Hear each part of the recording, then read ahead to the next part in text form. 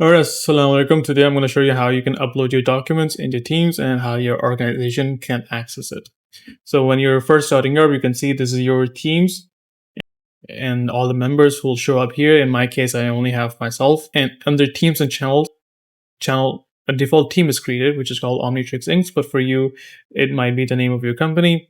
And then here you can create your channels. So under channels, add a channel. If you don't see this here, you can always go up here under your teams and channels and create one.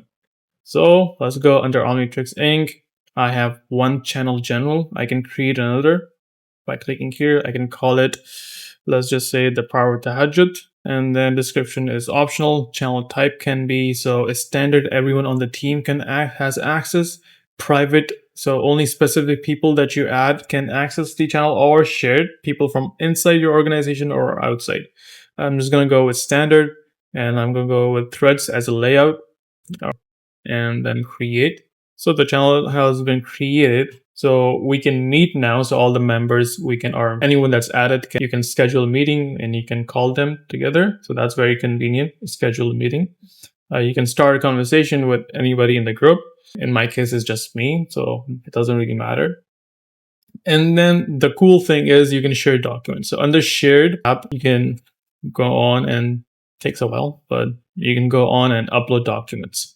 So here I'm going to go and upload a file, or let me actually hold up. So let me just create a document first.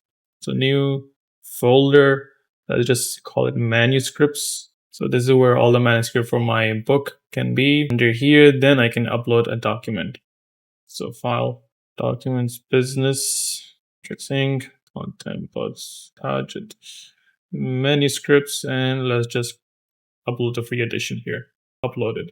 So anyone in the team can access it. If I can just open it up here, and then you can see, there you go. That's pretty much it. So that's pretty much it. Hopefully you guys found it very helpful.